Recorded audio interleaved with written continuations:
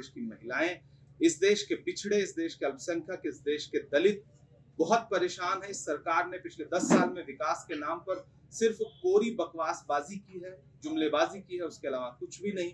महंगाई आसमान को छू रही है। तो भाजपा इस बात को समझ रही है, उसके आंतरिक सर्वे उसे ये बता रहे हैं। तो इंडिया अलायंस बहुत मजबूती के साथ आने वाले दिनों में इस देश में सरकार बनाने जा रहा है और उत्तर प्रदेश उसमें निर्णायक भूमिका अदा करेगा। अखिलेश यादव जी, राहुल गांधी जी जब अभी यात्रा में साथ हुए तो जनता का जो उत्साह रहा वो भी ये बात प्रदर्शित करता है। और बिहार की रैली में जिस तरह से पूरा गठबंधन एकजुट नजर आया और लाखों लोग, 10 लाख से ज्यादा की भीड़ मीडिया की रिपोर्ट में, उसने सारे समीकरण बदल दिए हैं। और मुझे पूरा विश्वास है कि नॉर्थ इंडिया भी इंडिया अलायंस को प्रचंड बहुमत देगा। इमरान साहब, एसआईटी गांधी चुनाव लड़ेंगी, पत्र क्या है, युवा न्याय घोषणा पत्र क्या है? देखिए, चूंकि मैं घोषणा पत्र कमेटी का सदस्य भी हूँ, अभी हमने परसों ही मैनिफेस्टो सबमिट किया है कांग्रेस अध्यक्ष को, और उसमें राहुल गांधी जी, अभी घोषणा पत्र तो जारी होगा तो आधिकारिक तौर पर आप सारे बिंदु देख सकेंगे, लेकिन राहुल गांधी जी ने जो युवा न्याय की बात की है, जिसमें 30 लाख नौकरियां जो केंद्र सरकार के अधीन आती हैं, जो पद खाली पड़े हैं, नरेंद्र मोदी जी ने 2 करोड़ नौकरियों का जो जुमला दिया था, उस हिसाब से इस देश के नौजवानों की 20 करोड़ नौकरियां उनके कंधे पर उधार हैं और उसी बोझ के तले भारतीय जनता पार्टी की सरकार को दब के बैठ जाना है। तो राहुल गांधी जी लगातार युवाओं की बात कर रहे हैं, लगातार उनकी नौकरियों की बात कर रहे हैं, और ये राहुल गांधी जी का दम है कि आपने देखा होगा कि जब प्रतापगढ़ में यात्रा थी और राहुल जी ने पर्चा लीक के खिलाफ लगातार आवाज उठाई, इधर अखिलेश यादव जी ने पर्चा लीक के खिलाफ आवाज उठाई, तो इस सरकार को एक के बाद एक कई भर्तियां निरस्त करनी पड़ी, योगी सरकार को बैकफुट पे जाना पड़ा। तो इस देश का जो इस समय सबसे बड़ा मुद्दा है वो युवाओं की नौकरी है।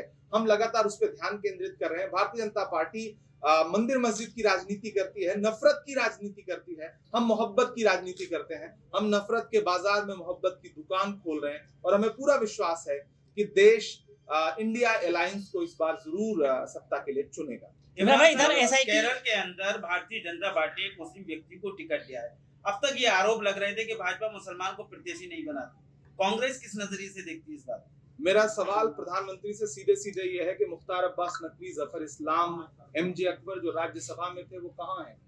उनको एक के बाद एक आपने कूड़ेदान में फेंक दिया। आप बात करते हैं सबका साथ सबका विकास की, आपने मौलाना आजाद नेशनल फेलोशिप बंद कर दी, आपने मदरसा प्री मैट्रिक के जितनी भी स्कॉलरशिप थी बंद कर दी, आपने मौलाना आजाद फाउंडेशन बंद कर दिया, आपने राजनीतिक प्रतिनिधित्व के नाम पर जीरो दिया। मलप्पुरम की एक ऐसी सीट पर टिकट दे करके आप बरी हो जाना चाहते हैं जहां आपके पास और कोई विकल्प ही नहीं है।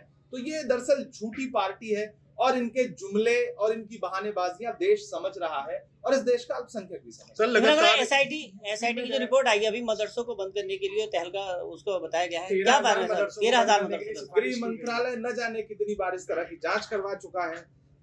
इस तरह के कितने इससे पहले एसआईटी गठित हो चुके हैं। ये चुनावी स्टंट है, इससे ज्यादा कुछ नहीं। अवमानना का नोटिस हुआ है चुनावी बॉन्ड मामले में, एसबीआई को, बैंक को अवमानना का नोटिस हुआ है। माननीय उच्चतम न्यायालय को एसबीआई से लगातार पूछना चाहिए। वो सरकार जो हर दिन लोगों के कागज चेक करती रहती है, वो जब उसके चुनावी चंदे के बारे में जानकारी चाहिए गई तो एसबीआई जिस तरह बहाना बना रही है, मुझे लगता है माननीय उच्चतम न्यायालय को और जोर का एक डंडा चलाना चाहिए ताकि भारतीय जनता पार्टी की जो चुनावी लूट है वो देश के सामने आ सके। क्या प्रियंका गांधी चुनाव लड़ेंगी फिर रायबरेली से? हर कार्यकर्ता कांग्रेस पार्टी का चाहता है कि वो चुनाव लड़े। ये फैसला जो हमारी सेंट्रल इलेक्शन कमेटी है उसको करना है, खुद प्रियंका जी को करना है। तो 1-2 दिन में स्थिति क्लियर हो जाएगी। संभल से गठबंधन में सीट गई थी समाजवादी के खाते में, अब क्या तय हो पाएगा? क्या अखिलेश जी से बात हो पाएगी कि टिकट को लेकर के? अब देखिए, इसका फैसला अखिलेश जी को करना है। मैं तो जाहिर सी बात है, गठबंधन दल है हमारे, वो घटक दल हैं। पर साहब प्रत्याशी थी, उनका इंतकाल हो चुका है। हाँ, यकीनन एक बहुत बड़ा नुकसान है और समाजवादी हमेशा से बर्क साहब को सम्मान देती रही है, बर्क साहब को प्रत्याशी बनाती रही है और मुझे पूरा विश्वास है कि अखिलेश जी जन भावना को समझते हैं। कांग्रेस की पहली सूची कब तक लागू हो सकती है? हमारी सेंट्रल इलेक्शन कमेटी की मीटिंग कल भी हुई, आज भी होगी और इसके तुरंत बाद हम सूची जारी करने जा रहे हैं। असद ओवैसी साहब जो है बिहार, उत्तर प्रदेश, अन्य राज्यों में अपना प्रतिनिधि कर रहे हैं, किसको भाजपा को फायदा पहुंचेगा या और पार्टी पहुंचेगा, क्या मान रहे हैं इस बात को? देखिए, उनकी राजनीति को तेलंगाना ने खुद नकार दिया।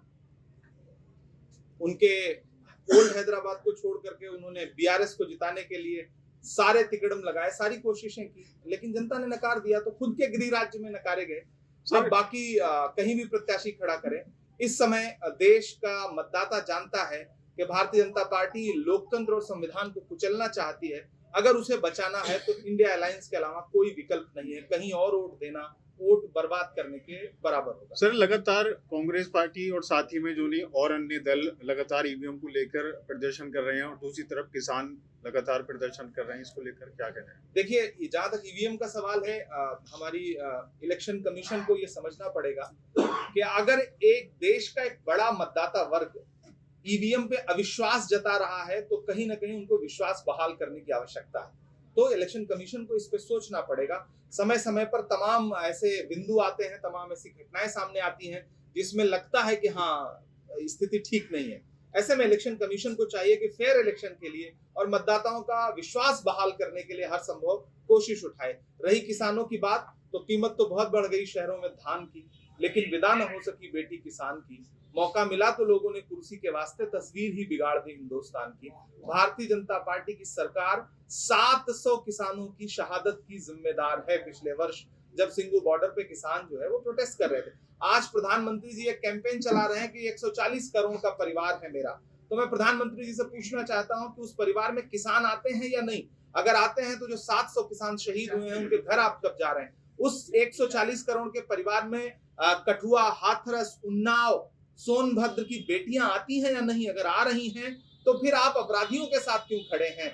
आप ओलंपिक पदक लाने वाली बेटियों के साथ क्यों नहीं खड़े हैं? क्या वो आपके 140 करोड़ परिवार का हिस्सा नहीं है? अगर हैं तो वो अपना मेडल, ओलंपिक मेडल ले जाके आपकी चौखट पर रख रही हैं और आप अपना दरवाजा तक नहीं खोल रहे हैं। जंतर मंतर पे उनको घसीटा जा रहा है। इससे जाहिर होता है कि प्रधानमंत्री जी के 140 करोड़ के परिवार में न किसान आते हैं, न महिलाएं आती हैं, न इस देश का युवा आता है जिसको नौकरी के नाम पे लाठियां दी जा रही है, चाहे वो लखनऊ हो, चाहे इलाहाबाद हो, हर जगह पर्चा लीक हो रहा है। प्रधानमंत्री जी के 140 करोड़ परिवार में न गरीब आते हैं, सिर्फ चंद उद्योगपति दोस्त आते हैं। 140 करोड़ परिवार में न इस देश का अल्पसंख्यक आता है, न दलित आता है, न पिछड़े आते हैं। तो प्रधानमंत्री जी को अब ये जुमला बोलना बंद करना चाहिए। उनका परिवार 140 करोड़ का नहीं, चंद उद्योगपतियों का। इमरान साहब, एक लोकसभा चुनाव से पहले कहीं ना कहीं सीए लागू करने की जैसा कहीं ना कहीं प्लानिंग जो कर रही है केंद्र सरकार, क्या लगता है इसके पीछे क्या स्ट्रेटेजी? ये सारी इस तरह के जो भी एक्ट ये लाना चाहते हैं कि जनता का ध्यान भटकाना चाहते हैं। जनता सवाल पूछ रही है, आटा, चावल, दूध, दही,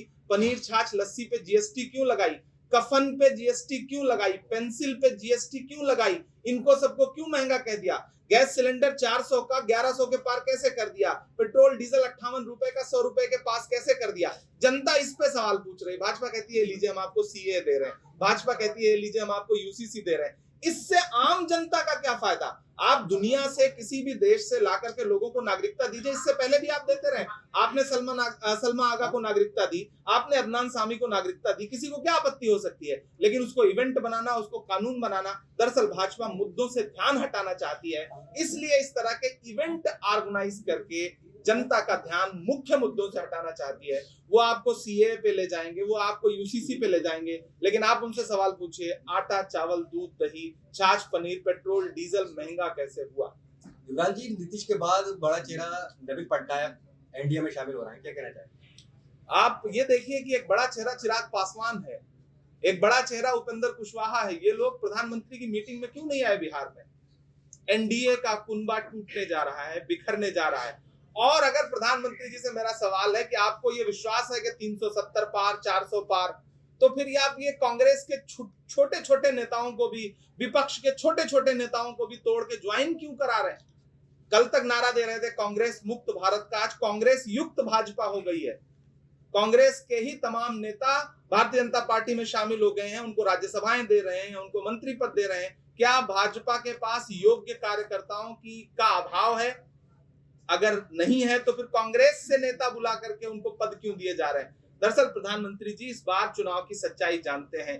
इवेंट ऑर्गेनाइज करके फिर से सरकार बनाना चाहते हैं, लेकिन चाय 2 बार खौलाई जाती है तब तो आप पी सकते हैं, तीसरी बार जहर बन जाती है।